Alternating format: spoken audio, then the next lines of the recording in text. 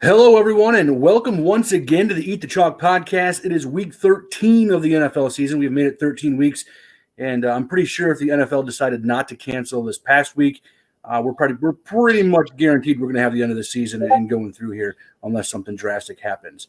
We are joined by, as always, at Nick from CWE, our NFL expert of all things, really. I mean, he's getting into golf. He's obviously a NASCAR guy. He's made a lot of money in NASCAR and some NBA action and all that stuff. So excited to have all that good stuff back, Nick. I don't know. What are you thinking? You kind of enjoy a little bit of time off here, the weekly NFL stuff, or you ready to dig right back into it?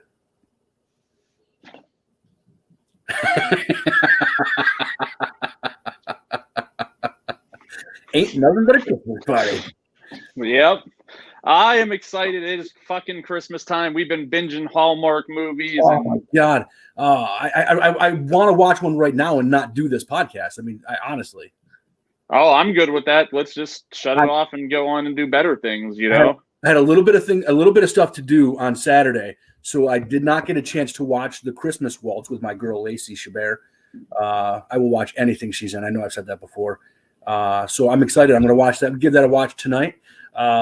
Signed up online, reviews.org had this contest where you could $2,500. You review 25 Christmas movies. I'm like, I do that in a week and a half. Not a big deal. No problem. So we'll see how that goes. What are we talking? NFL? Yes, at DFS headquarters, DFSheadquarters.com is the place to get all the info. We have this kind of cool special we're running right now. It was a Black Friday, Cyber Monday thing, but we got some response to it, so we're going to offer it up for the rest of the month. If you sign up between December 1st, which already happened, and December 31st, $7. You'll get the entire 4-week, full month span. $7. It's usually a week price, so that's 75% off. It will go back to full price on January 1st, but this whole month of December can't beat that price. Especially when we got a guy like Nick in the system. Week 12 is just so crazy. I mean, it just ended. What is it? This is Thursday afternoon. We're recording this. Week 12 just ended last week, Nick. Real quick, we talked a lot about guys like Dalvin Cook and he unfortunately got hurt. We do that rewind thing where we go back and take a look at it. How did we do last week? Yeah, so last week was an incredibly frustrating week for me because I had a couple of these $101 millionaire tickets, and I was profitable on the week. But man, I got I've found myself incapable of managing both a solid cash week and a solid tournament week for like the last few weeks, and I can't put it together on either site, right? Like, so on FanDuel, I was profitable by like $20, and I'm not playing a ton. I was Christmas shopping last weekend, so that is a priority for me over daily fantasy 100% of the time. So I only played like $100, so it really was still like a 20% ROI.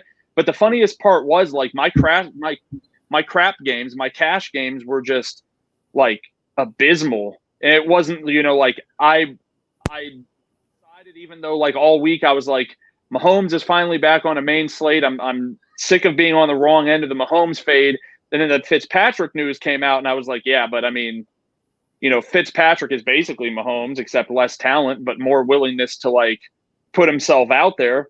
And they won, but he just didn't do anything spectacular. And I was talking to Snoop. I think I was like eating breakfast or lunch. I was eating lunch before the NFL game started, and I was talking to him about my cash game lineup. And for my last spot, I was like Keenan Allen, Hill, or Stephon Diggs.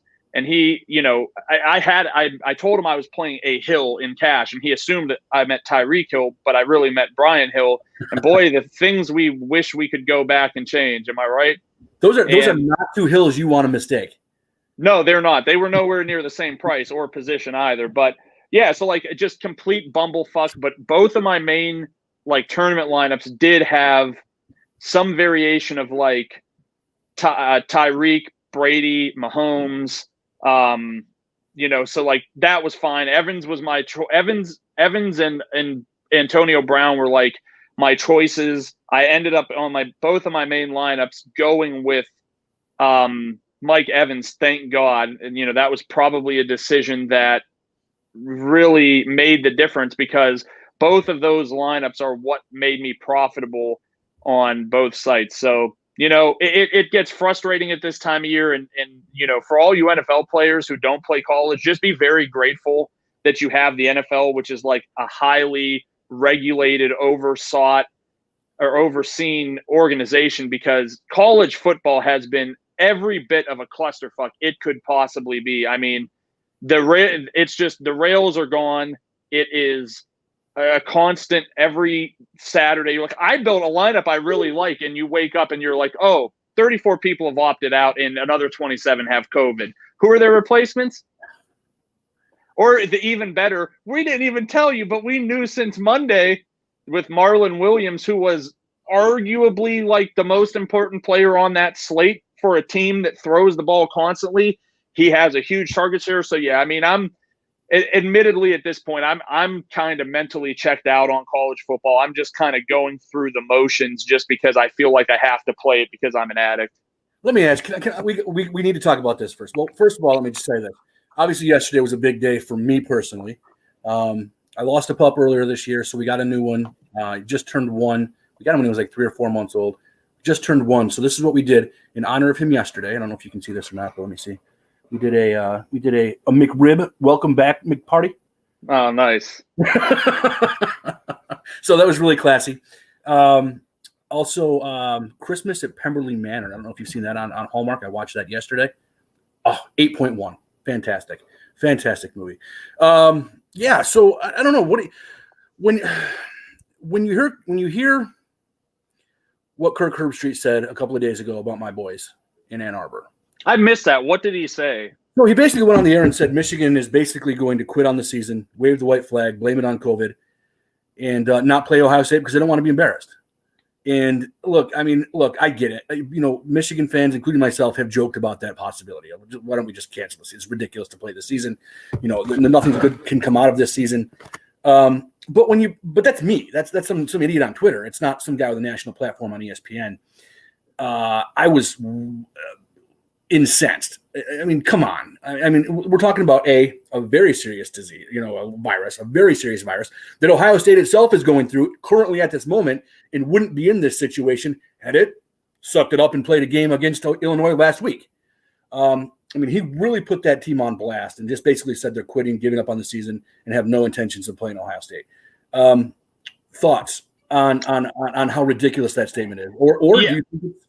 No, as someone who just hates all things Ohio State, I've long been on the fuck Herbstreit bandwagon. I've never quite understood why they've given him a platform involving anything Ohio State. I think that in general, I'm not a fan of these same party people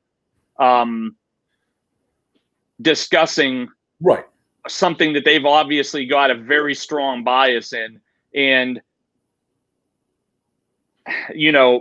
I take this virus very seriously.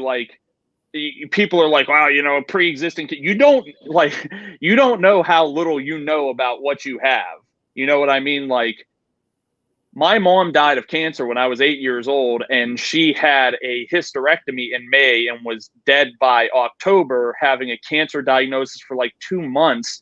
And when you get a hysterectomy, they open you up. They would notice, holy shit, this person is full of cancer.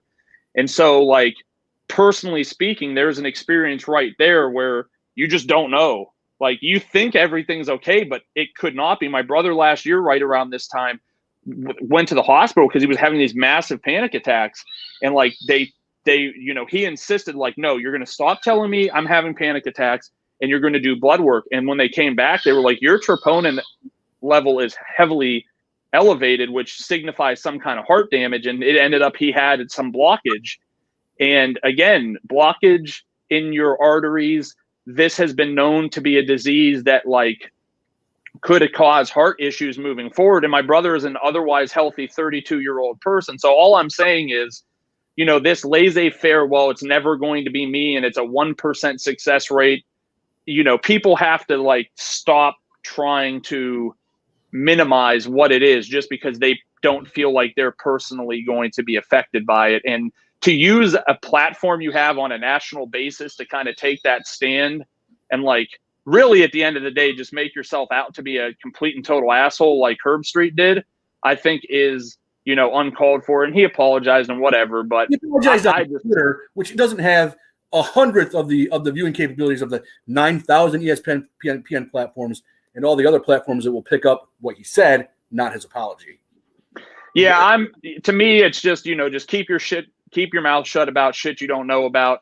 And, I know that it's cute to try to run these little like funny things because you think it's going to get you hits and play on the air and stuff like that. But, it just didn't need to be said. It was classless and, whatever. And look, Ohio State's in a tough position right now. They really honestly are. They've had this game. They'll change the rules. They'll somehow magically come up with a way. They'll get them in.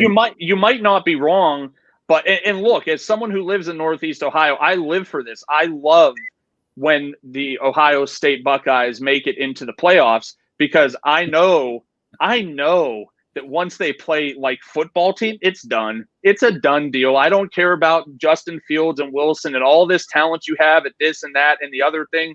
These boys are going to get fucking crushed. Clemson will wash them. Notre Dame will wash them. Alabama, come on. Alabama. The 3-week rule that Wisconsin had to go through with their quarterbacks, they couldn't play for 3 weeks. That'll magically vanish as well. Well, I think a lot of the thing was, from what I heard, I didn't hear any names other than like it was some like 3rd and 4th string wide receivers. Mm-hmm. So I don't know who actually, and I think that's also part of like the larger issue and what makes the NCAA in total probably the biggest fucking joke that there is.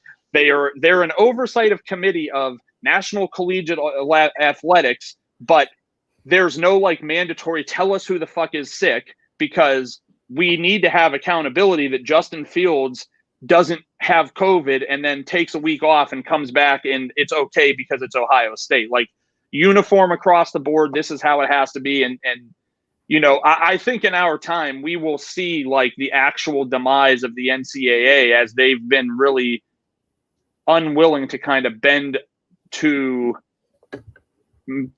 the coming times and how their like responses in things like gambling and stuff of that nature have been very, very, very, very like delayed as opposed to a lot of these other organizations. But I think we're here to talk about professional football, even though quite honestly, I'm bored at this point with it and just looking forward to NBA season, even though I haven't been researching for NBA season at all. Well, LeBron's rich. Yeah. Anthony Davis is rich. Two guys. LeBron signed the 2-year 85. Davis signed 5 190 or will today at some point. Yeah, nuts. So it must. What that to me signals is Giannis is probably going to max out over there in Milwaukee as well, because the hot rumor is that they wanted to all become free agents at the same time, so they'd have the cap space to sign them all in LA, and that's probably not going to happen with AD signing the big 5-year deal and LeBron signing on for 2 more. But let's get to it. Looking fresh. I want to make sure I say that before we get going. Ryan Tannehill leads the Tennessee Titans at a home game against the Cleveland Browns, 1 o'clock, expecting some decent weather in Tennessee. Open up the depth charts here. Tannehill at 6,200, Derrick Henry at 9,200, A.J. Brown at 76, Corey Davis at 51. Corey Davis has been significantly better, but then disappeared yet last week in the second half. Jonnu's questionable at 41. Fricksker is 2,500. On the flip side, Cleveland on the road, never a good thing. Baker Mayfield at 5,300, Nick Chubb at 77, Kareem Hunt questionable at 54, Landry at 62, Higgins at 4,000, Kadero Hodge at 3,300, and Austin Hooper at 3,800.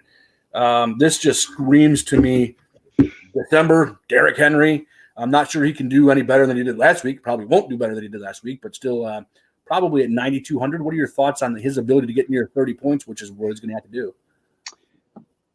I mean, he's got just as good of a shot as anyone else in this price range. Like, he doesn't catch passes, but now we're working on like 3 or 4 years at least of Derrick Henry like doing this late in the year. But why? When every time you see him catch a pass, you 80-yard touchdown catch for Derrick Henry, 75-yard touchdown catch for Derrick. I mean, let's be honest. Do you want to see a guy? If I was an opposing defender, like past the front four, I would literally just attempt. Make it look like I tried to do something to Derrick Henry, because I'm not.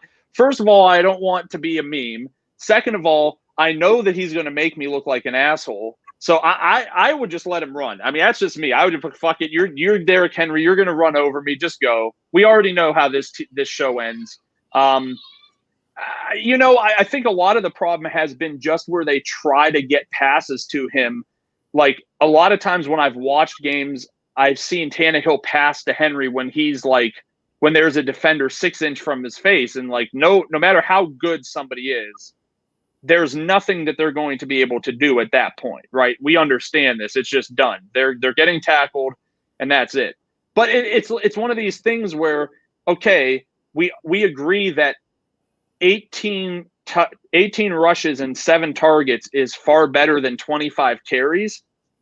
But I might rather take 25 Derrick Henry carries over those 18 carries and 7 targets for a normal human being. That's just my point of view on it. I do think there's risk. There's no such thing as matchup when it comes to Derrick Henry. It just seems like at this time of year, this is when he turns on. And so to your point for the rest of the team, like, okay, I mean, I could see paths for a lot of guys in this game, not all at the same time by any stretch of the imagination, but I could definitely see ways that, Tannehill involves Brown and AJ Brown and Corey Davis and Jonnu Smith, and the passing game has, impact here. But I really think, and we talked about this several weeks ago, kind of in a different scenario, just like postulating, is the Kansas City strategy just to throw the ball until the end of the season, and then they start to just run it a little more to make sure they're preserving Mahomes for the playoffs. I think there's kind of a situation like that here, though I could be pretty easily swayed that the argument should really be they should throw the ball more to preserve Derrick Henry for the playoffs as opposed to preserving, Ryan Tannehill. But I think that this is a game that should be targeted. Cleveland is just not very good defensively. I think that's certainly something that's been exposed over the last several weeks, Myles Garrett or not. On the Cleveland side of the ball, I don't know. I just, Nick Chubb is a man. I think that he's in play here. I'm not really building too much off the Jarvis Landry explosion. I think it's good to see, because I do think there have been some genuine questions about, is anything ever going to happen with the Cleveland passing game? And they've been somewhat answered, I guess. But Landry also kind of undercover had the second best actual matchup last week in terms of cornerback matchup. And those things, when those things like coincide and the expected result actually happens on a team that has not otherwise shown any proclivity in really wanting to pass the ball, it makes me feel like that performance is more of like an outlier than the new norm. When you take a look at AJ Brown, and he's someone that I'm not going to mention any names, but he does the Fighting Chance Fantasy League. Didn't play AJ Brown in a key spot in a key league last week. Am I crazy in thinking why is he not an every week guy? I mean, it's the first I've heard of it, but he's an every week guy at this point, right? No matter Derrick Henry is the game script called for it or not. Yeah, I think that you are correct. I do think that he is very likely to be a every week play. I don't see much of a reason at this point that we should be willingly trying to find ways to not play AJ Brown. That seems like quite a bit of an obvious. Shame on Dry and Break. We'll refer to him as that.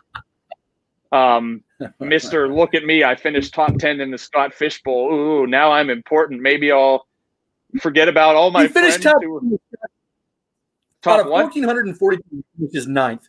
In our home league, 12 teams finishes 11th. Explain that to me. Well, I think that's pretty simple. He prioritized the more important league than but yeah, I think that more important than the home league.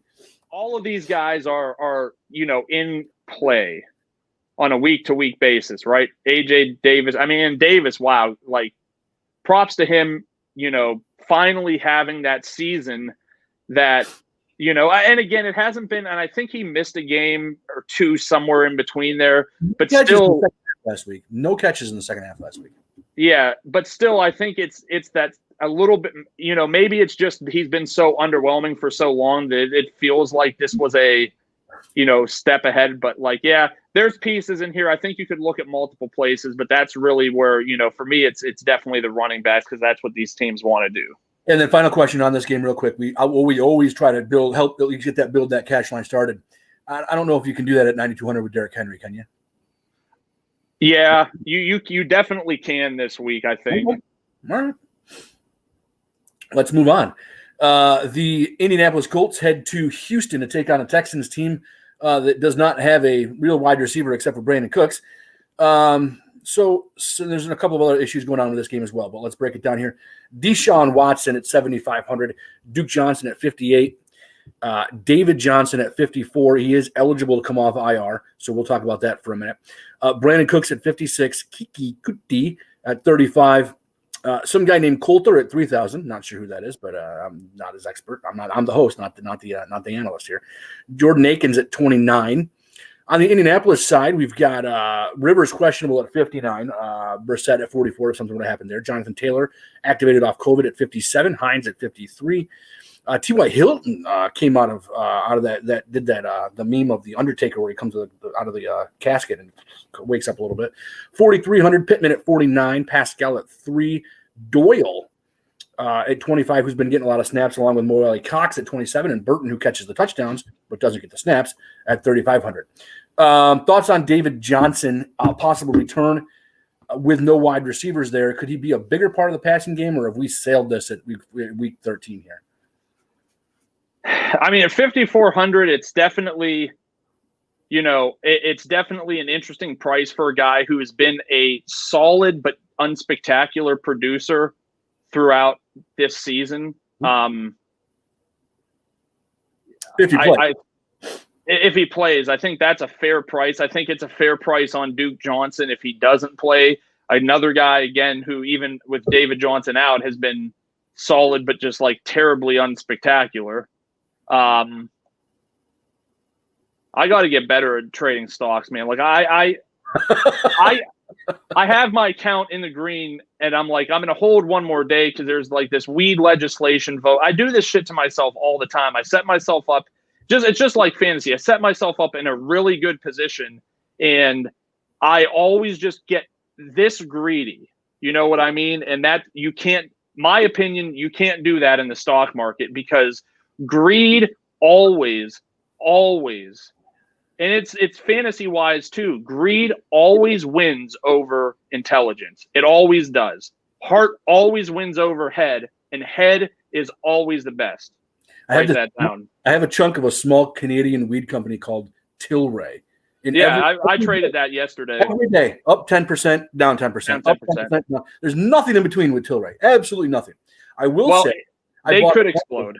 Well, I have a feeling it's going to, which is why I will say about 3 weeks ago, DK got down to about $37 a share. So I bought some shares of DK. It's back up into the 50s, so I'm not regretting that move quite yet. That's a good one. So on this game, Indianapolis is just a team I'm almost never interested in playing. I just being honest, I just don't want to. I'm not. Congrats to T.Y. Hilton for doing a thing. Big props to you. I will say I feel like Houston is a matchup that historically he has excelled at, but I just don't think we're looking at the same T.Y. Hilton anymore. And Rivers is moving the ball around. I don't hate it because I think he's still basically free. He is. Yeah, he's still basically free. So, I mean, it's not like a massive downside situation, right? It's still a potential there. And then you just have to look at it. And, man, I almost never care about defenses. I think that's one of the most LOL things to talk about in all of sports. In basketball, this person who is a small forward is playing this person who is also a small forward. And so because this person who is a small forward is guarding him, I can't play this player. What? Have you watched basketball? That does not happen. It's very rare circumstances where someone is just fucking straight glued to someone else. Not to mention, it's also very rare for a coach to base their like subs off of another player unless it's like a LeBron James or something. So I don't care about this matchup here. What we're looking at is we're looking at a situation where both Brandon Cooks and Kiki Kuti are just way too cheap. I'm not touching these tight ends. I know they'll get more volume, but Akins doesn't really get looks in the red zone, but he did this past week. Do you want to know why he doesn't get looks in the red zone? Because he apparently chokes under pressure and can't catch touchdowns, of which he could have had at least 13 in the game on Thanksgiving.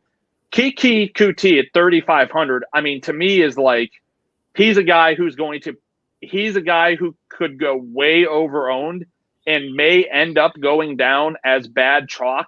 But the reason he ends up going down as bad chalk is because the offense underperforms, as opposed to it was just not a smart play to begin with, because they throw the football. The target tree has now significantly narrowed, right? You've got the number one guy on the team out. Which is why I asked about David Johnson. Yeah, and we're not talking about – and Randall Cobb, from what I can tell, is still on the IR. Mm-hmm. So we absolutely are talking about situations here where, you know, what is QT's floor? 5.5 targets. What's his ceiling? I mean, if they end up trailing in this game, I hate to break it to everyone, there's a definite window that double-digit targets are in a potential range of outcomes. And at 3,500, I just don't want to be that guy who thinks he has to be so smart that a $3,500 player like this, to me, entirely different situation than Gabe Davis, who worked out last week. Entirely different situation than Andy Isabella, which I actually don't know. I never ended up going back to checking out what he did.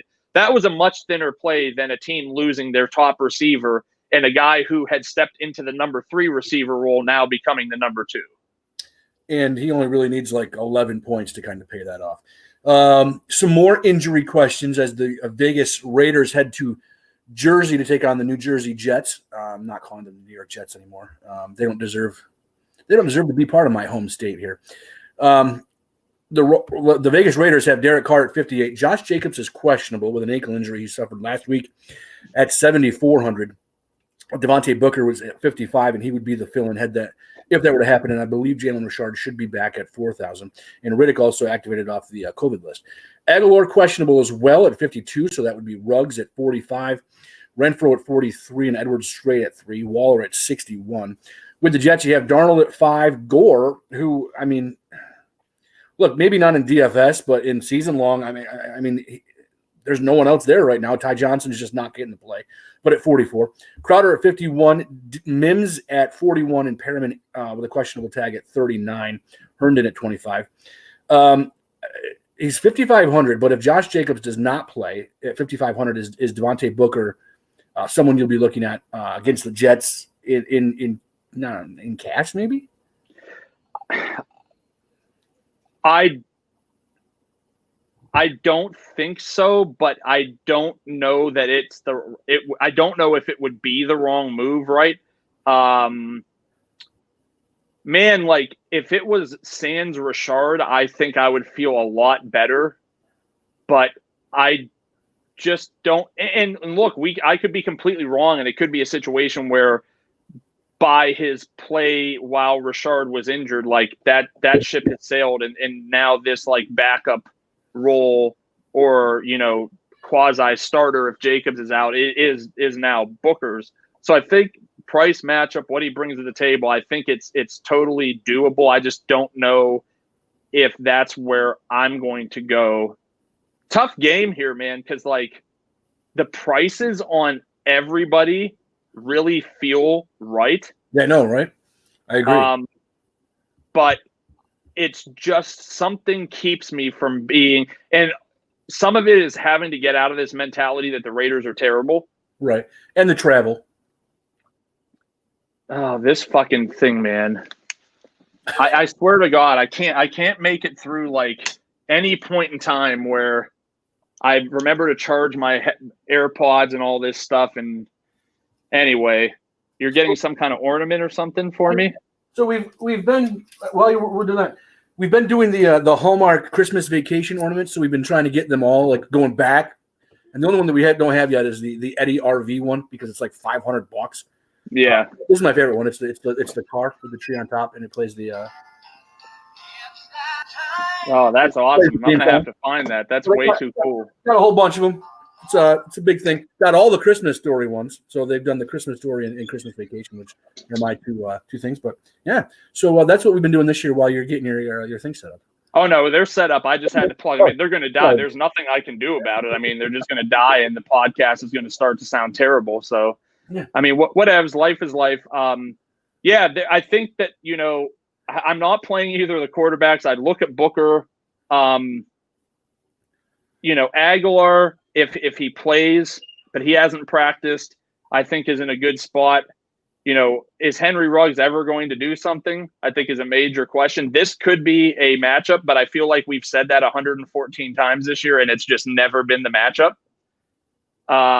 Mims at 4,100, okay. I think, the problem is I see a lot of guys who could be like maybe floor plays, but just don't really see a ton of the path to how it becomes like ceiling plays. Any interest in either Gore or Mims on the flip side, because it doesn't take a lot to get what you need out of those guys. But I don't want to go like too much into this argument because I think people will tell me I'm wrong, but I kind of say it again and again, like there is no magical number a player has to get to. It's all relative. If you play Mims and there's another 4K play that's popular and the 4K play outplays Mims, doesn't matter. Doesn't matter if he gets 11 points if the other guy gets 20 points and he's popular. So to me, this is I'm not saying you're wrong. I think a lot of people, that was like but I'm also thinking more of a cash slate. So if I can get all of my guys to get 3x, that's 150 points right there, or whatever. But again, it all comes down to context. If you have guys that are to win a cash slate, and finish 50th, or I don't know. Yeah, I'm not saying it doesn't work. I'm just saying that mindset. I feel like whatever I'm going to say is just going to be offensive, and it's Christmas, and I'm not trying to do that. I'm not trying to be offensive. I'm just trying to say, like, tell me, man. That's how DFS like started. When touts started with DFS, it was all a blank X is what you need to get from a player. And personally, I just feel like, and maybe it's just my process, but I feel like it's had to evolve because since that time, in past years of DFS, as the marketplace has gotten smarter and more efficient, and like saying play someone that's 3K as long as they get you 9 points, you're making it way too contingent on the higher price guys that have to get more points, getting the points they need to get. And that's where the problem actually comes from. It's usually not the lower price guys. It's usually, I played Derrick Henry and I needed 27 points and he only got me 18 and a half. So now this 9 points I got from my 3K crapper doesn't mean as much because the guy that I, sacrificed for shit the bed. So you're trying to say don't play Jets in 2020 fantasy football? Is that what you're trying to say? It's not been good so far. I mean, the price on Crowder is really nice here. With Darnold back, you would hope that it kind of goes back to that original, like, this is what I am role, and I'm just getting peppered with targets consistently, but I just don't view that as being an absolute guarantee. They make one every year since 2009. So it was like 12 or 13 in the collection. So I've got them all hanging up on the tree. They all make different, like some will be like the Hallelujah song when he plugs in the lights, which I believe is this one I got right here. There's the moose, the moose mug that the old lady sings Pledge of Allegiance to the Flag song. It's fantastic. Christmas Story does it both, and Vegas and Christmas Vacation does it too. At this point, I honestly don't know why we're doing a podcast and why we're not just letting like the music play. We've gone a half an hour and we've made it through three games. We've been arguably terrible. Normally, you would want to hear. Normally, for Christmas, you'd want to know that the New Orleans Saints were playing the Atlanta Falcons in Atlanta. Not sure if that has the same kind of feel to it right now, knowing Drew Brees will not play in that game. So Taysom Hill, fine on the ground, 6,300 I mean, how bad is Jameis Winston right now, knowing that he couldn't get into that game last week, watching Taysom Hill try to throw the ball? But anyway, Taysom Hill at 63, Kamara questionable at 7, Latavius Murray at 59, who seems to be the benefactor in all of this. Michael Thomas questionable at 7, Emmanuel Sanders, Manny at 47, Smith at 3,000, Cook at 37. Over on the Falcons side, Matt Ryan at 56, Gurley questionable but did practice, so he expects to play at 53. If not, it'll be Hill again at 48, or Mr. Smith, who had a much better game than Brian Hill at $4,700. Jones and Ridley questionable, 66 for Jones, 72 for Ridley, 66 for Jones. 45 for Gage, and 4,000 for the invisible Hunter Hurst, who's also questionable. So injuries, no Drew Brees. Does this game have any of the amount of luster that it would have, say, 5 weeks ago? Well, I mean, it's obviously a much thinner game, right? Like, I think that without question, it's much less like appetizing now with Drew Brees going. And Taysom Hill is just borderline unplayable, because if he doesn't score rushing touchdowns, well, he's just not getting there. And what's he going to do? I mean, really, we're talking about a situation for him to probably be close to a tournament winner. He has to have even more touchdown luck than he's already had. He's going to have to score 3 rushing touchdowns just to be able to make it. For me personally, if Kamara misses, like, I don't care if he was priced $10K, I would play Latavius Murray, because we've just had a few years now of being able to see what happens when Kamara doesn't play to Latavius Murray, and he just becomes, regardless of matchup, he just becomes. And look, I think he's a guy that we all knew the talent was there. He just played for a shitty Oakland Raiders team, right? Like, we just knew that. And, this is not as shitty of a team. Maybe right now it is, but he's a huge. Well, this was fun while it lasted.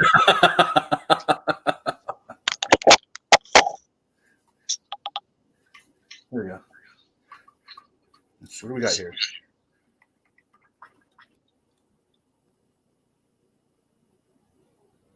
Can you hear me now? I can hear you. All right.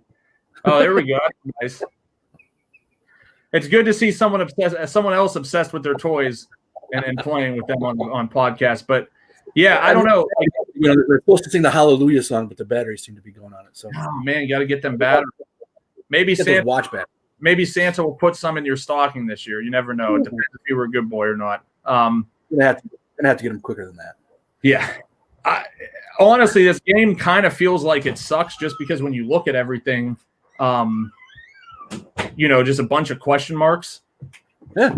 And it's super tough to know early. And I feel like, and it's not just a knee-jerk reaction based off of what happened to the poor Las Vegas Raiders last week when they tried to take on the vaunted Atlanta Falcons defense. But I also think there is some merit to the idea that since Dan Quinn has been let go, the defense hasn't been as absolute trash as it had been in the past. So it wouldn't shock me the second time around seeing Taysom Hill if they were much more prepared.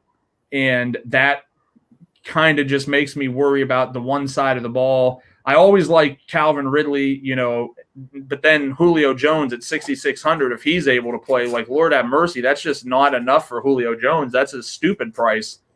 So that's kind of where I would be looking at. I can't do Michael Thomas with Taysom Hill as quarterback. It, again, like you said, it feels like one of those games that we should be jumping up and down and super excited about, because it's a Drew Brees against the Falcons in a dome, but it's not Drew Brees. It's a guy who runs the football. So, I mean, really, when we, as we've gone through 4 games here, really Kiki Kuti seems to be the only guy that we're really on in cash so far, right? I mean, for me, I'm probably looking at Henry too, but I don't know that it's like as slam dunk as Kuti. Okay. So a game that I do kind of like, and I'm not sure why, but for some reason I don't know. I always see the interest in the Lions, and then they go out and they get shut out. The Detroit Lions headed to the Midway to take on the Bears. Stafford questionable at 57. And did you see the stuff about Matt Patricia's burner account on Twitter? Apparently he has an Eddie is his burner account on, and he's been blasting most everyone on the Detroit Lions on this burner account. And it just happens to have a lot of the profile of his burner account just happens to have a lot of things very similar with Matt Patricia, the real life guy, who went to high school just an hour or so away from me here. Yay. Stafford 57 was a guy he said was basically uncoachable. $5,700. Swift is expected to play at 65, so we can finally get out that Peterson thing. Though he's at 49. Dallas, they did not practice yesterday. Again, questionable. 6,000 does look like it. 5,700 for Jones. Hall at 35. Sanu, at 3, kind of showed some things on Thanksgiving. Hockenson at 5. You've got Trubisky at 54. Montgomery looked like a different person last week at 55. Allen Robinson at 67. Mooney at 34. Miller at 31. Cole Kmet at 25. Getting a lot of the snap shares and the route runs over Jimmy Graham. Jimmy Graham seems to be getting more end zone targets. We didn't got one last week. Graham at 36. Kmet at 35. I don't know why. I just kind of think like the defenses are going to be ones that are just like, whatever. And you're going to see some guys score some points. I don't know. I kind of like it a little bit. I'm not crazy about it, like a little bit. Yeah, for me, I think a major issue is, are either of these teams going to be any good? No. That's the biggest issue I have. And like, all it takes is Amendola to be back, and then all of a sudden now I don't think I want any of the pass catchers on the Detroit side of the ball. The two guys I'm looking at here probably would be both Swift and David Montgomery, who Montgomery basically does have a, dominant share of the backfield. I know Cordell Patterson gets some work, but they've been heavily utilizing Montgomery even in the pass game. You saw it on Monday night. He scored a receiving touchdown, and it's something that they schemed up at like the 2-yard line. So they're designing plays to get him more involved in the passing game. It's just hard for me to look past those guys, but otherwise nothing interests me at all in this game. I'm not playing either quarterback. I don't have the desire to lose that much money. Do you see yourself in a situation, though, knowing what happened on Thanksgiving and knowing if Amendola is not back, a $3,000 Sanu with the way that he kind of got this half Thursday? If it would take both Golladay and Amendola to be out for me to be like, yeah, we can look at Mohamed Sanu. Okay. Moving on then, the Washington football team heads to Pittsburgh and Heinz Field, where we just saw the Steelers yesterday. That game got moved. What am I talking about? Let's move on. That's not this way, is it? Yeah, what am I talking about? That game got moved. Moving on. Jacksonville, Minnesota. It's still listed in like. Read that enough, but yeah. Come on, DK, let's get with it here. Jacksonville, Minnesota. Minnesota were the biggest favorites on the slate, almost an 11-point favorite over Jacksonville. Kirk Cousins at home at 6,400. Dalvin Cook is banged up at 95. That's a tough one. Madison at 69.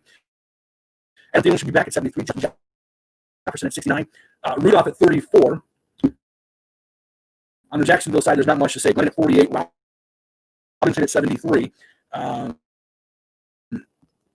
Laviska Shenault at 36. Cole at 38. And Colin Johnson, who had a touchdown last week, at 33.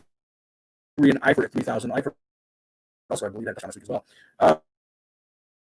Dalvin Cook at 95. Obviously banged up. I don't know. I like Minnesota, but he's going to have to be on Cousins and he's going to have to be on Thielen and Jefferson. Really tough situation here.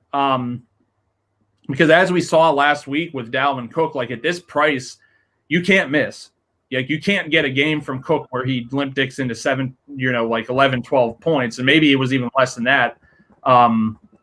It just kills you. And I mean, what I've basically been doing the past like month and a half is in my cash game build, I play what seems to be like the most logical play, which last week was Dalvin Cook. Then when I do like my main tournament build, I take who is going to be the guy that is like just the stone nuts chalk. And it was Dalvin Cook. So I'm like, okay, there's 0% chance no matter how the build comes together that I'm playing him. So that led me to Henry and Tyreek Hill, which obviously, like I said, that's what held my whole week up, is having basically the two highest scorers at their respective positions in the lineup. Again, like, you know, you can look at Cousins, you can look at Thielen, you can look at Jefferson. I think all of that's fine. I think that Jefferson loses a lot of luster with Thielen if he's back, because Thielen is more of the red zone look. And if, you know, I think Jackson can probably get there on reception and yardage if the targets are there. But really for me, like, you know, I could do some Thielen. I could do some Jefferson. I might take some shots with Cousins since they've been using it. And ultimately, if something happens and Cook can't play, 100% no questions asked, I'm going passing game over Alexander Mattison. It's not an offense to him. It's just one of those things where it's already been skewing in that direction over the past few weeks. It doesn't really take much to see that it could continue there.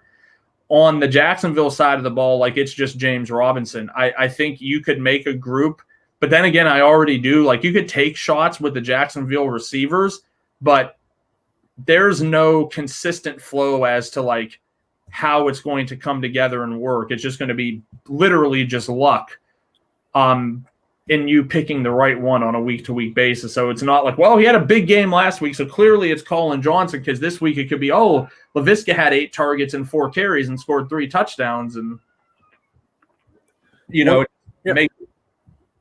does the extra week of Glennon practice, knowing he's the one, I mean, anything for you? I mean, not for Glennon, but maybe for Chenault or Cole or Johnson. I mean, the team's just not good. Yeah. Like, it doesn't matter who's a quarterback. The only guy you know is getting touches is James Robinson. And sometimes for me, rather than trying to, like, be cute and figure out which one of these 3K guys, because the answer could be none, right? That's a very viable outcome. I would just rather pay to play the guy who basically has all of the most realistic paths to getting there in James Robinson. If you look, let's see, where are we here? If you look down right there, you'll see it says HQ Golf Guy. It doesn't say HQ NFL Guy. I mean, so let's do that. Now, with that said, the last golf tournament of the year for the next couple of weeks here, anyway, the offseason 3 weeks, put out a sheet on Wednesday. My winner was Victor Hovland, and my fade was Justin Thomas, based on ownership purposes only, and that he'd have to, same thing with Dalvin Cook. You can't miss at that expensive price. Did you play golf this week? If you did, Victor Hovland is sitting in second place at -4. Justin Thomas in 57th place. Just wanted to brag and pat myself forward for that one. If you did play golf. But moving on, the Cincinnati Bengals go to Miami, and there's all sorts of injury questions here with the Miami Dolphins. But we'll start with Cincinnati. Allen at 48, Gio at 52. Boyd at 47. T. Higgins still only at 46. Maybe we'll talk about that guy in a minute. Sample at 29. Here's the stuff with Miami. We've got Tua probably going to play at 59. I expect Tua to play. If not, Fitzy is at 6. Ahmed questionable, practicing, 5,000. Rada just doesn't seem to be the guy for them at all, 44. Washington looked great, looked fantastic in the second half last week. Hurt. Probably won't play at 4,000. Laird, no. Bowden, no. Myles Gaskin sitting there, almost came off the IR last week. Maybe this week against Cincinnati.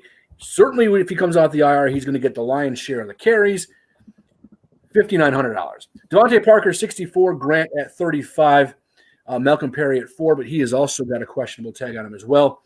Do you want, if you hear that Myles Gaskin comes off the IR, do you want any part of him at $5,900? Knowing that Washington probably won't play and Ahmed maybe will play. Man, like 5,900 straight off the IR is tough. I get it. It's not like I don't get it, but it's not as comfortable as we've seen these Dolphins back, like specifically Salvon Ahmed, where he was like 4,400. And it was really easy to see the path for how he was going to be able to produce at that price. So There is a rhyme or a reason to why I ask, because you always want – everyone always sees, the shiny new thing coming off IR, the shiny new thing coming on your waiver wires or whatever in season long. And sometimes people confuse season long and DFS. They'll look at Gaskin's back. He's going to get the carries, 5,900. Let's roll him in. Sometimes we get a little excited in DFS about that shiny new toy, don't we? Oh, always. I mean, it's not sometimes, it's always. Any thoughts on T. Higgins at 46? I mean, to me, he didn't look great last week, but he caught a last-second touchdown. Who was that? T. Higgins.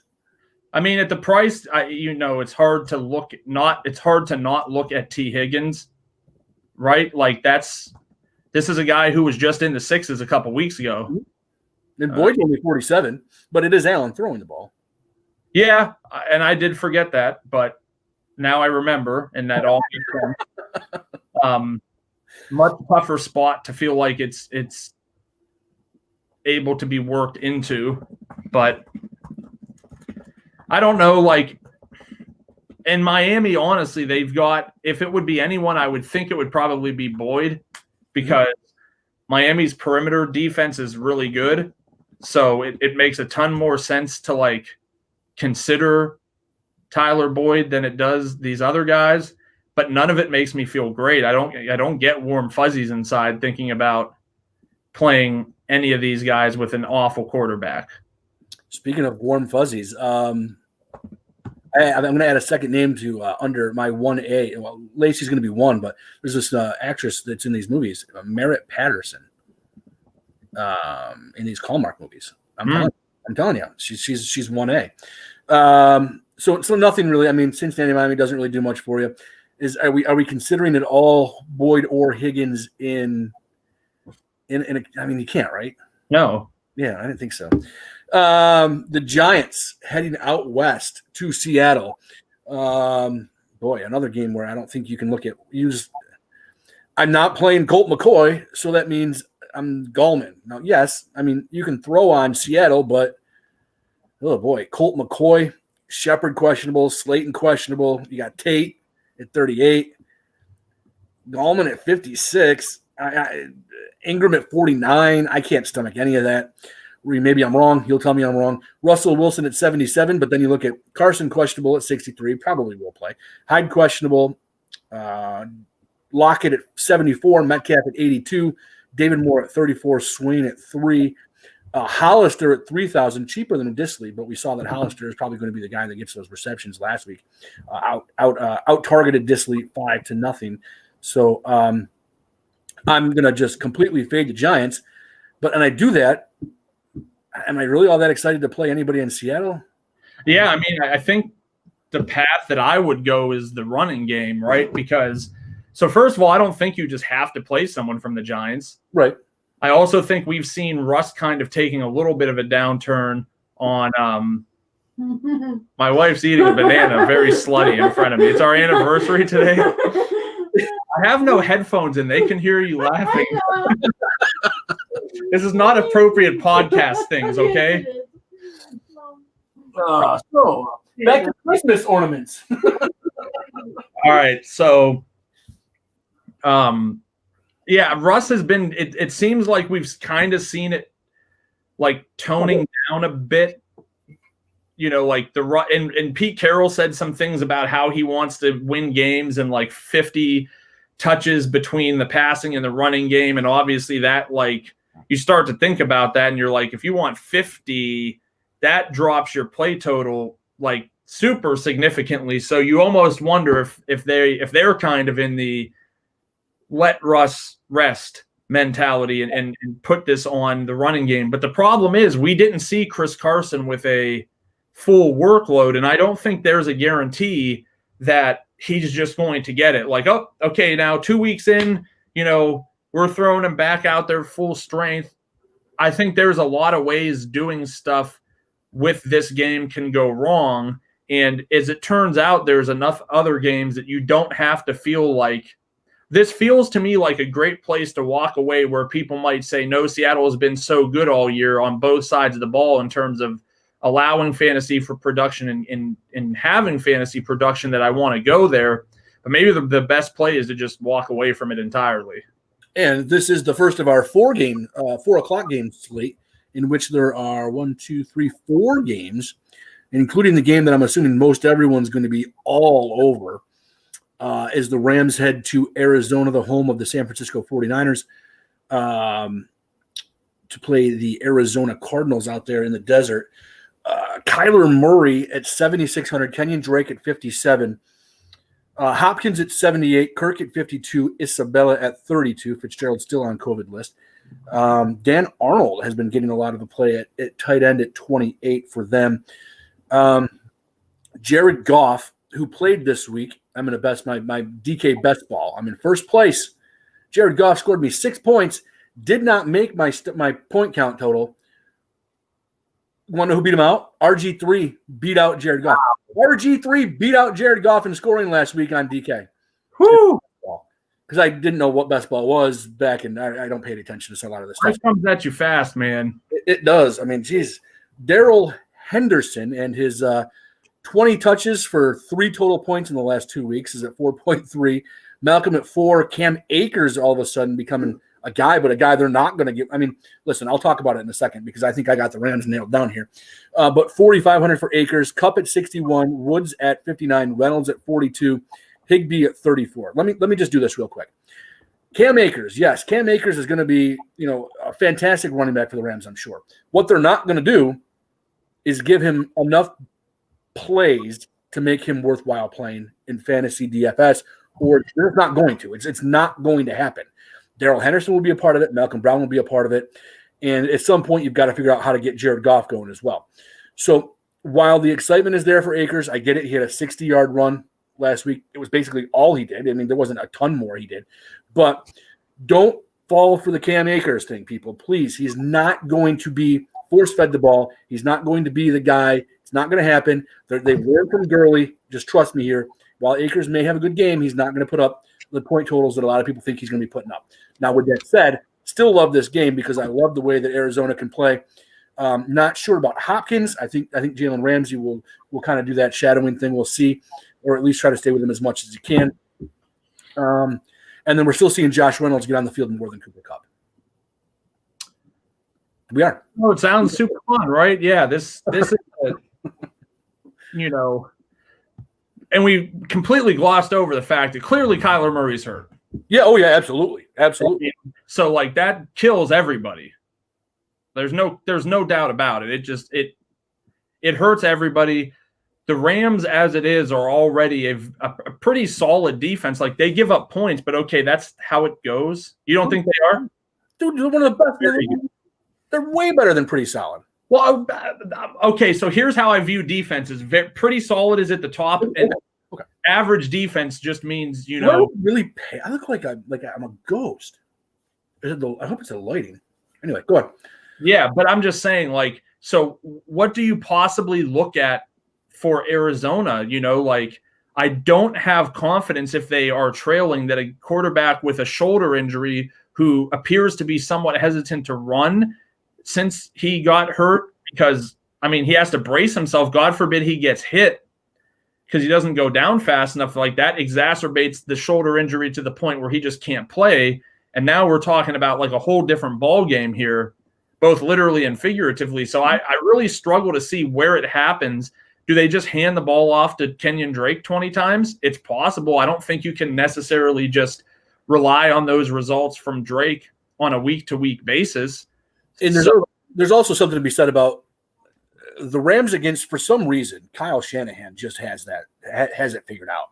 I don't know what it is, but I'm not sure that when you look at what Raheem Mostert did last week, you can go, oh, that's going to happen every week. I just don't think it is. I think Kyle Shanahan has something figured out with Sean McVay that's kind of interesting, but I don't know. I think you can probably look at Kirk because I don't think that the DB2, the cornerback 2 on LA is going to be anywhere near as good. Hill's not great. Williams is okay. He's not great. So Kirk might be the guy that if I'm going to go offense there.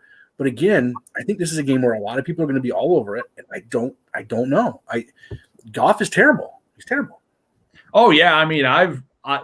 Jared Goff, in order to be good, has to be given maximum time in the pocket for things to develop. Now, I haven't looked at I don't know offhand because there's been too many sports happening, and I definitely skew way more college than NFL.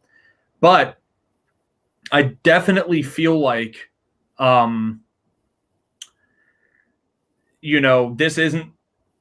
this doesn't strike me as being like a maximum Goff game, but it does strike me that he could probably get one of his receivers off. Mm-hmm. I do think that's part of a quarterback's job is to get his receivers off. I see that snicker. I did. You see that? No, but I mean, Robert Woods at 5,900. When I looked at that, I was like, okay, that's like a cash viable play. I think a lot of people view Woods maybe as being like too touchdown reliant, and I'm not necessarily saying that isn't the case, but they do enough to scheme to get him the ball, whether it's handoffs, things of that nature. Like they work to try to get him involved for the price, and every week is a week where you need to save money. Let's not try to like fool ourselves into thinking that some weeks are better than others. Like I would rather play. There are running backs I actually like, and we've talked about Derrick Henry. There are running backs I like. So I want to find some cheaper receiving options, and I think Wood kind of fits that mold. The Philadelphia Eagles, which are a complete mess, head to Lambeau, Green Bay, the Pack.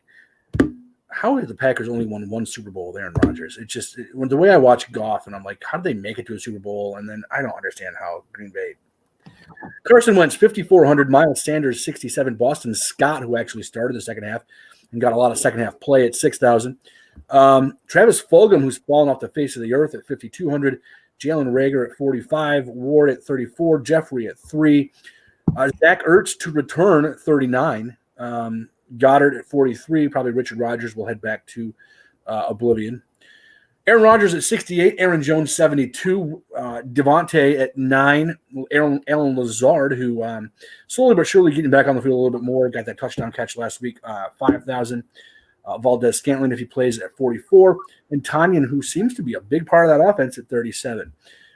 Is this the game that we're going to see the points just go crazy? Yes. Well, wait. Well, one side. On one side. On one side. Yeah. So it's confirmed that the Eagles are just junk. Right. For 3 quarters every week.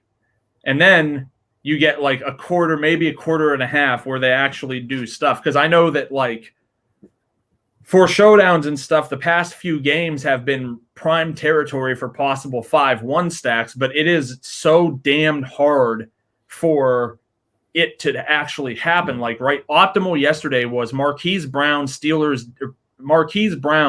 Ravens defense combo.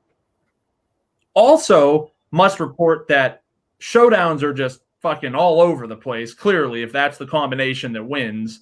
But the Ravens scored 8 fantasy points, and that was enough for 2 Ravens to be optimal. It's very, very hard. I am only saying this because a similar situation happened where like it went from a 5-1 optimal in the last 3 minutes of the game to like a 3-3 optimal with the Eagles and the Seahawks on Monday. The Green Bay defense a little more susceptible to the run. I mean, I love Miles Sanders, but they are really starting to use Boston Scott when they're like trailing. Again, makes no sense to me because I don't think that Scott is like significantly better catching the ball than Miles Sanders. So I maybe they're just like, listen, we're probably going to lose, so we're just going to save the wheels on the tires or the tires right and just let you sit out. But Scott's price too high to consider. It's a fucking $6K. That's ridiculous. I mean, it's absolutely because I thought about it for a second. I was like, let me see, maybe I could play like a 4,500 Boston Scott, and no, and she gone. And so yeah, I mean, like you look at this game and I think Goddard's fine with Ertz back. I actually don't think that's really an impediment at all. But you're just like, Travis Fulgham's done. I mean, it's over. Like, as soon as Reagor came back, Rager's more talented. I know it's cute to like expect somebody who was really, really good when there was nobody else. Like it was Travis Fulgham who was like marginally good and a bunch of shit. And so it's easy to understand how Carson Wentz is going to look at the only guy who's good. Then Goddard comes back, and then it's like, oh, well, Goddard's better than Fulgham. So you start to see that tick down, and then Rager comes back, and we're like, oh, now we got 2 players better than this guy.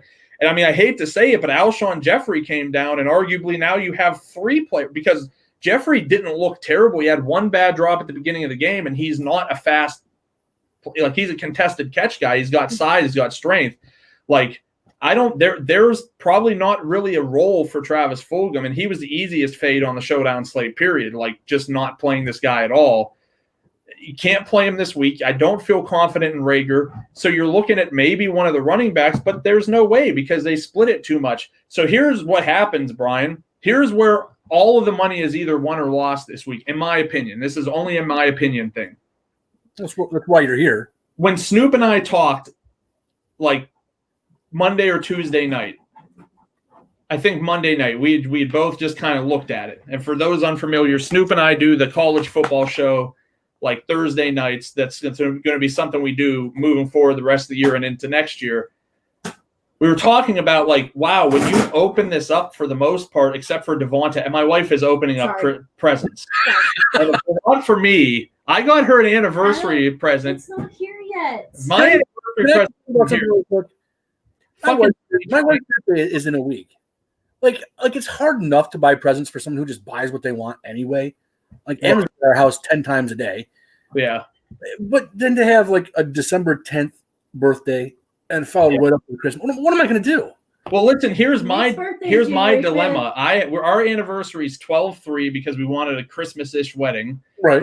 And it did snow, so yay, props to that. I think it snowed. All right. We're at a different way. I was somewhere else. Can I ask your wife what I'm supposed to do about this? You're supposed to get her an amazing gift and spend all the money. Oh, I understand that, but she spent everything she wants. She buys. And then you get a thoughtful gift. Nick had something made for me, and I loved it. I did. I got her. Here's a really cool.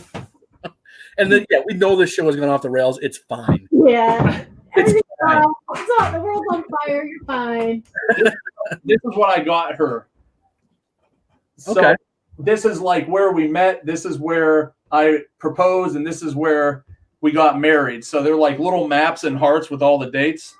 All right. Yeah, so there you go. That's something like outside of the box.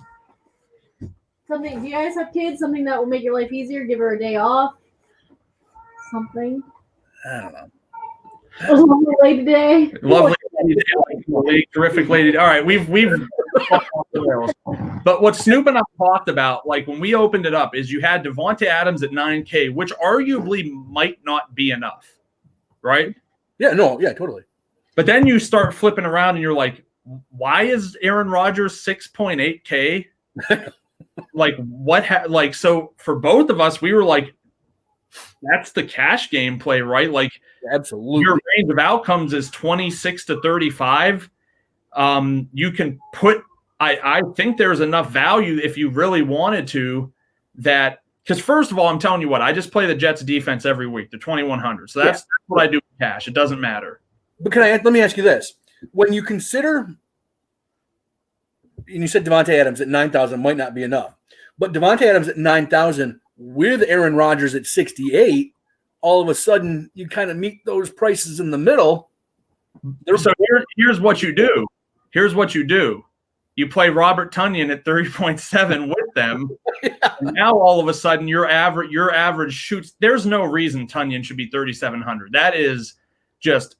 I mean, again, when we saw that, we were like, he's involved enough that price is just erratic. And he's good. I would expect him to be the most popular cash game tight end on the slate, right? Like he's 3,700 on a team that should be able to move the ball flawlessly. So I don't normally like to do that because there's a lot of paths where that shit could go south very fast. So let's talk about the path where shit goes south very fast because he is also very, very, very much underpriced as well. And that's Aaron Jones, who has really had, again, it's like weeks 4 through 10, Derrick Henry luck, where you just pounded this guy into your lineups and they lined up at the 1 yard line, 1st and goal, and hand the ball off to fucking Jonnu Smith. And you're like, seriously? Seriously? And they would do this stuff. And look, from a football perspective, the play action works. That's the difference between this Mariota team and this Tannehill team is with Ryan Tannehill under center, first and goal. Ryan Tannehill could run it in. Ryan Tannehill could hand it off to Derrick Henry, or Ryan Tannehill could run some kind of play action fake that you're not defending. So with Derrick Henry, they have this setup that just like works to a T. Unfortunately, so do the Packers. And for the last few weeks, it has been first and goal, and Aaron Jones is on the field, and you see some kind of Jay Sternberger, or most of the time, let's be honest, Devontae Adams. But, Bryan, what if this is the week where it's first and goal, and they hand it off to Aaron Jones? And play in Philadelphia with most likely a lead throughout most of the game, the script says that could very well be the case. Yeah, so that is the thing that, as of now, has me really concerned is I'm just not, I don't know if you can honestly play it that way. I think for me, I'm probably at least going to play Rodgers and Tunyon. And depending how the week goes on, I mean, think about it. You have QT, you play the Jets at 2,100, you have Tunyon at 3.7. You've spent like $9K on 3 positions. So I think you could do it where you play Devontae Adams.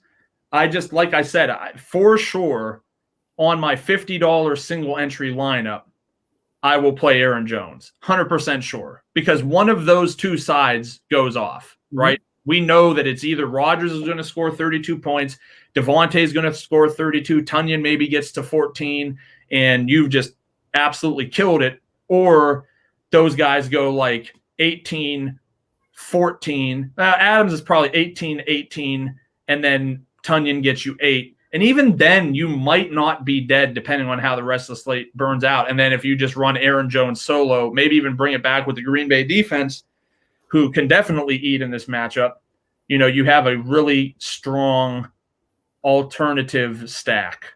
And then as Allen Lazard gets healthier, you can probably go back and say there could be a case made where weeks 1, weeks 3, he has 140 yards. So, it's possible. Week 3 is tough because Lazard was a Devonta Adams game. Yeah, that's a good point. Yeah, that's a good point. And it was against a team that like everybody knew going in takes away the number 1 receiver, and Scantling did nothing that day. It was all Lazard. It was a showdown slate, and Lazard captain was not even close to. There was no one else close to him in terms of the captain. And that's why you're the NFL guy, and I'm not.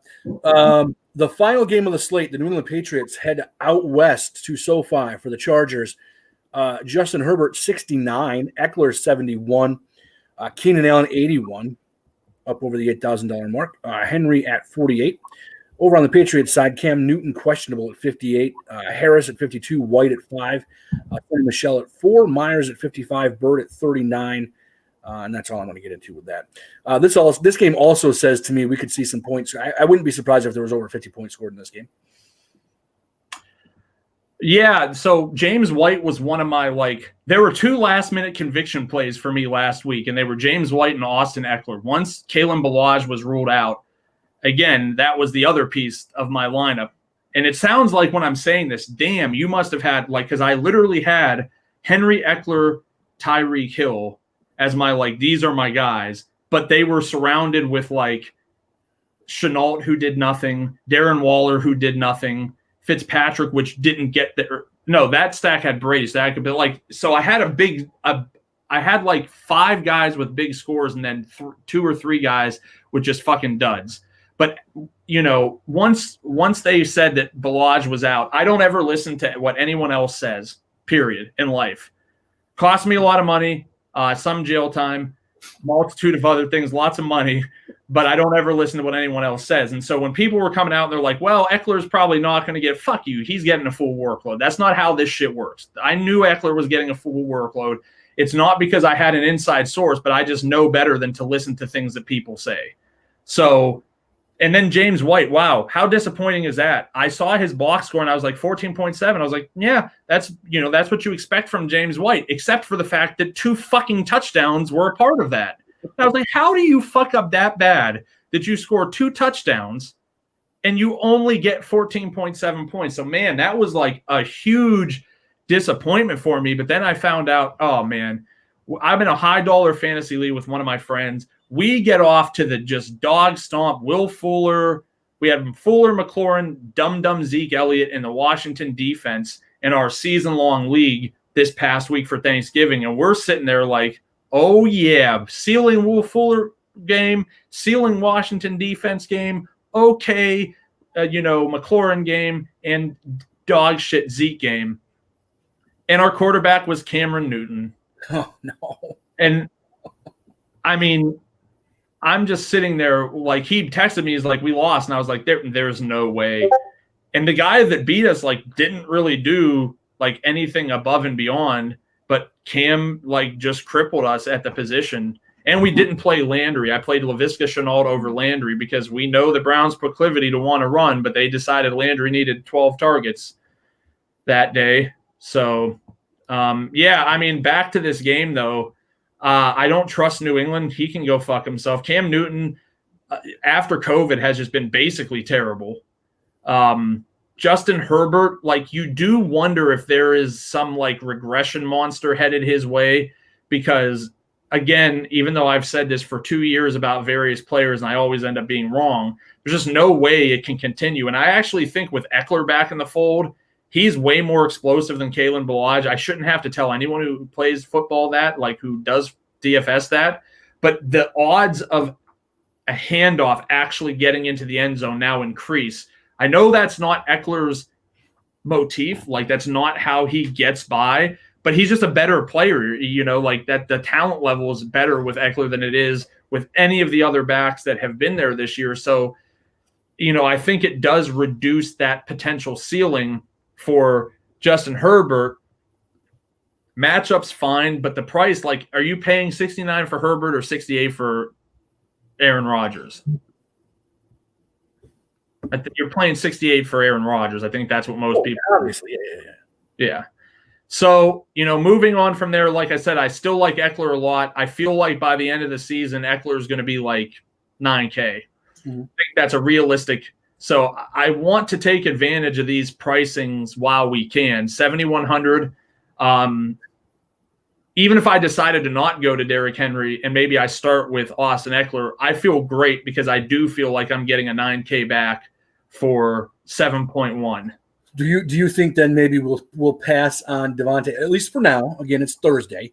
At least for now, pass on Devontae Adams and add Austin Eckler in. So you're looking at Rodgers, Henry, Eckler, Tanyan. I mean, we can, sure. What the hell? Why not? Yeah. That's that. I think that's a really good start. New England has been in Cootie too.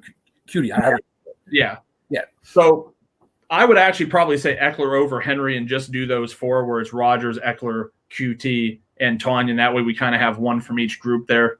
Sure. And look, I get that we've probably taken the chalkiest player from each position, and that's fine. But we talked before about grabbing someone who's 3K and saying, I only need 9 from them, right? The problem is that a lot of those 3K guys are 3K guys for a reason, because 9 is the relative output we expect from them. I think if you try to 3X Eckler, you still have a lot more meat on the bone. If you're using 3X and saying, this is what I think I need from every player, if we're saying that Eckler is probably like a 9K player, then that, I guess, is the spectrum that you should be looking at daily fantasy through. Not what is this player priced? What should this player be priced? Because then you're going to be able to know, like, okay, I think Eckler should be more expensive than this. And since I'm getting a $1,500, or a $1,400 or $1,000 savings, my relative total point output should increase as well, because I believe he is likely to exceed the normal point per dollar threshold that we're looking someone to get to, because I'm saying he should be 8.5.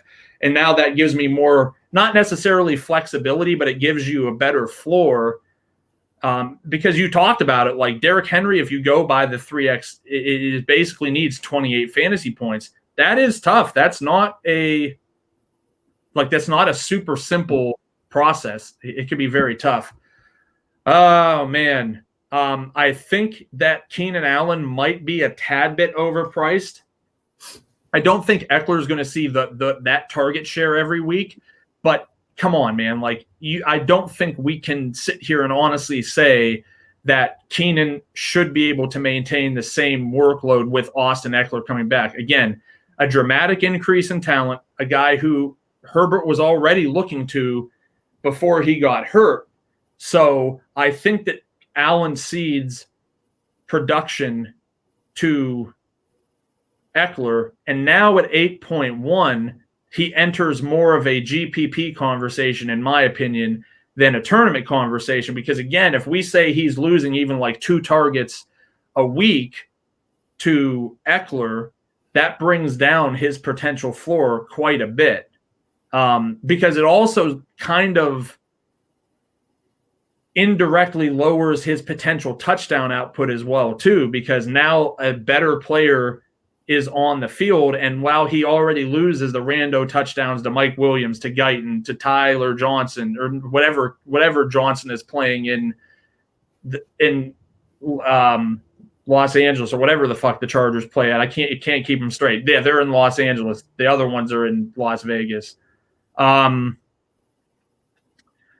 I think that really just puts them in tournament consideration and really consolidates what you're looking at from this game. Because look, this game could shoot out. A lot of these guys could be tournament targets. Just nothing makes me feel that confident that like I want to hang my hat on any of these people whatsoever in cash. I mean, even Jacoby Myers at 5,500, like what kind of Cam Newton are we going to get? So if we're relying on like how is the quarterback actually going to play, it's a very uncomfortable situation to be in to try to advocate to play someone in cash games.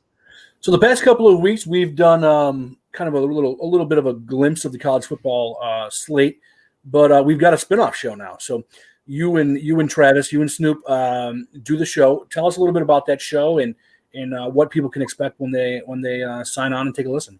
Yeah, honestly, it's 2 guys who are actually, I didn't know Snoop was like as knowledgeable or passionate about college football as he is, but he really fake it till you make it. Fake it till you make it. Yeah, well, that's what we do with this show, Brian. So yeah, we've been really putting our combined efforts because we actually found, hey, doggy, birthday boy. There you go. I love animals; they're better than humans, but like so much better. But we just found that I'm really good at like generally understanding where the higher dollar guys are more likely to produce, and he's really, really good at finding these value plays. So we were like, hey, if we did a podcast, maybe we could actually build one competent lineup between both of us that could take something down. So we do just like we do for this show, where we kind of do a game-by-game breakdown and just look at everything and talk through how we think the games are going to go, how that means the DFS portion of things are likely to go. And ideally, at the end of the day, we are going to let users walk away with information to start with, because, again, we're doing this on Thursday. Every week so far, there's been something by like 11 o'clock where you literally have to just be like, stop, everything's changed. You know, last weekend we had Chuba Hubbard go to LD Brown, go to Desmond Patterson, and he was still only like 30% owned, and he dropped 46 fantasy points, which – man, I hate to say it like this, but that had to just kill Chuba's draft stock, watching him run around and not be able to do anything all week. And a third string running back comes in and just decimates. And Texas Tech, one of the worst rushing defenses in all of college football. So let's not understate that effect. But as a whole, so we look at stuff like that and just try to figure out how we can help people build better lineups. And then, as we get into 2021 here, obviously we'll have some NASCAR shows. Probably digging. I think you said you're interested in getting into the golf game a little bit, so maybe we'll do some stuff here once football's over, talking a little PGA, a little Euro Tour stuff. So a lot of things to look forward to. Nick, anything else? Oh, that's it for me. Awesome, man. Enjoy the Christmas movies this weekend. I'm gonna hit them up a bunch. Gonna get a little fun time going here, some popcorn, some hot chocolate, and calling it a night. Thanks, guys. Appreciate it. At DFS headquarters on Twitter is the place to go. Again. Anytime you sign up between now and the end of the month, $7 for the entire month. It's basically a week price just for the entire month because, we got the Black Friday, the Cyber Monday, Christmas coming up. We're in a good mood. So we'll do that.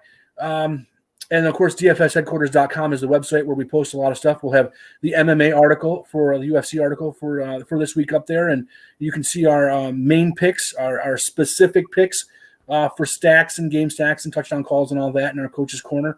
That sort of thing as well. So thanks a lot for taking in. We will see you guys next week. Enjoy the college football show later on this week. Nick, wonderful job. Well done. Until next time, guys. See you.